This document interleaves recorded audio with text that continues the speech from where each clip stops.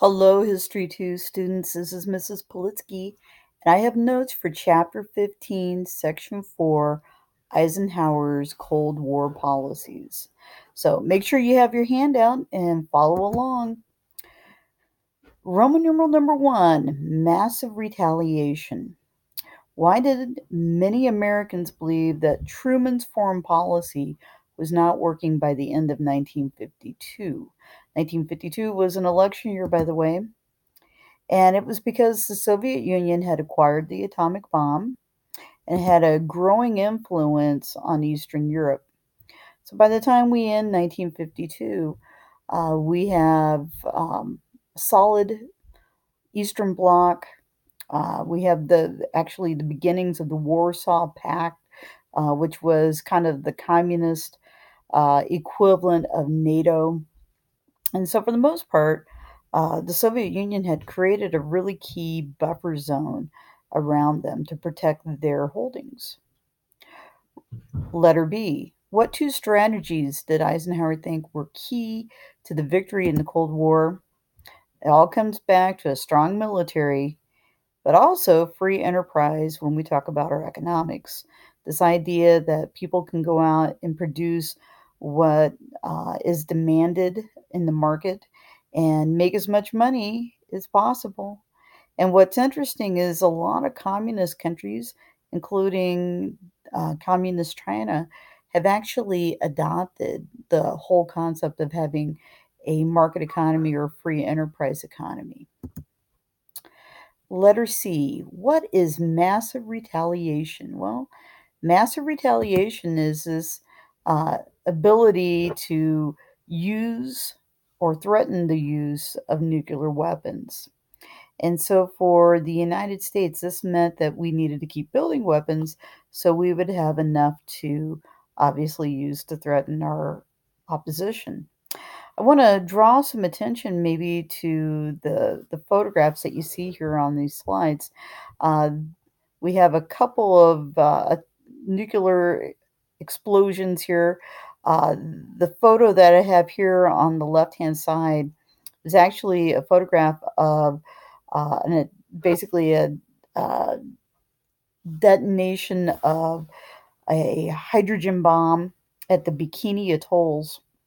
And what's interesting about this is that we used a lot of like scrapped World War II naval ships. We anchored them out very close to where the bomb would be detonated.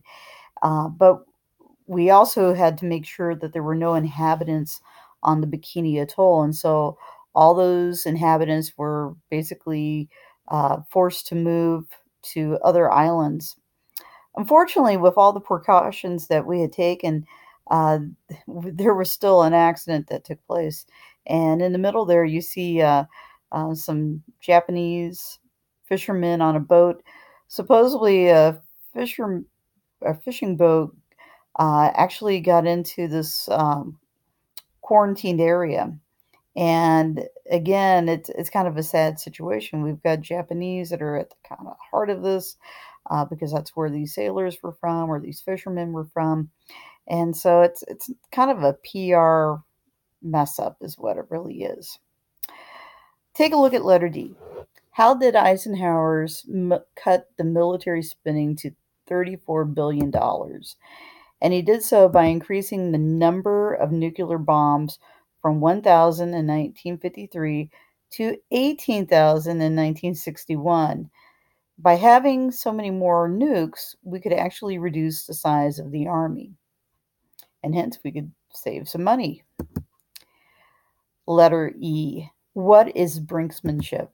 Brinksmanship is this idea that you get to the brink or to the edge of war to force the other side to back down.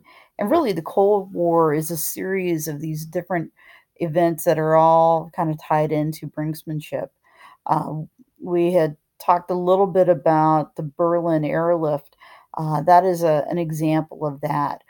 You could talk about what was taking place in North Korea. That was kind of an example of brinksmanship. And you're going to see this going on and on well until the end of the Cold War. Letter F. What did Eisenhower tell the Chinese during negotiations that helped end the Korean War?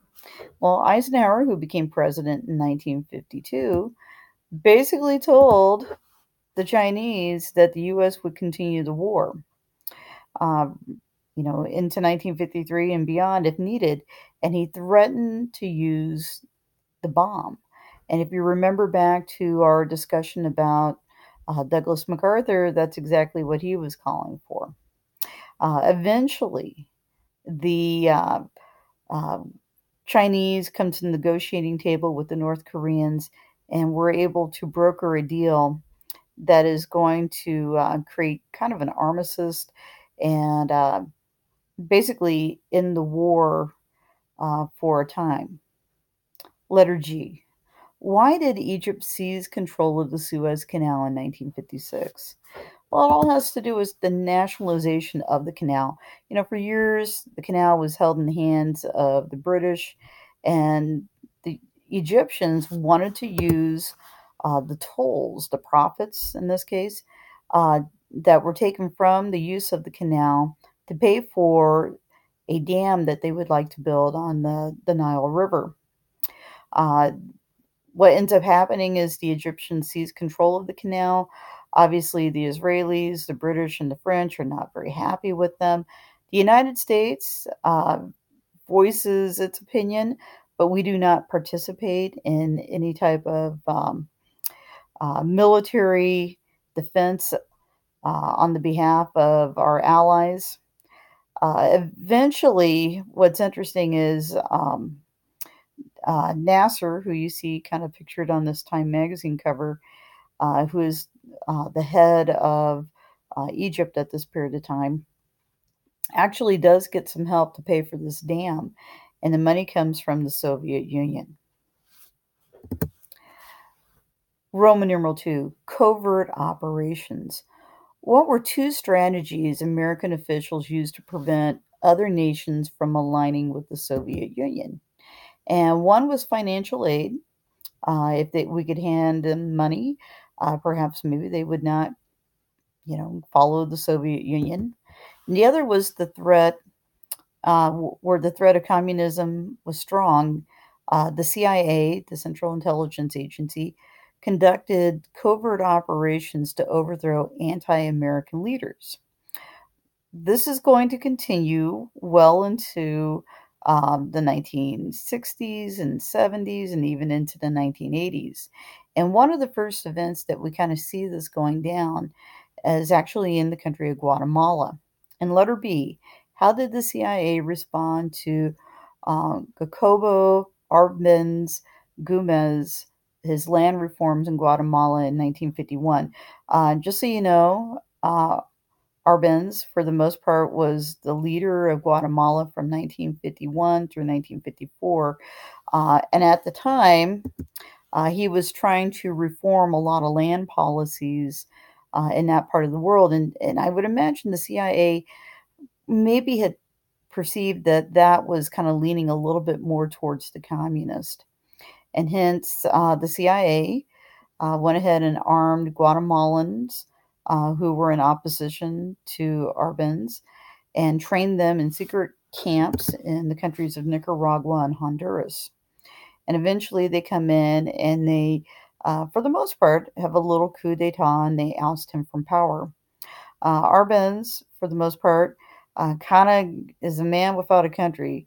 He ends up going to Mexico and he ends up going to Switzerland, which is kind of where he had some family ties.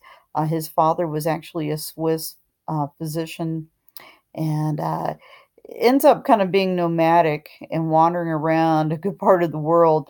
And eventually, he will die in 1971 in Mexico. Moving on, letter C. Who emerged as the leader of the Soviet Union in 1956? And that would be a man named Nikita Khrushchev. Khrushchev was a little bit more moderate than maybe Joseph Stalin, but this is a guy who isn't going to be pushed around. Uh, there's a kind of a funny story. In the 1950s, Khrushchev came to the United States, and there were a lot of different invitations for him to go to different places. One of the places that he ended up going was the Farm Progress Show that's actually in Iowa. And when Khrushchev got there, he couldn't believe all the the bountiful fields that he saw with all the crops.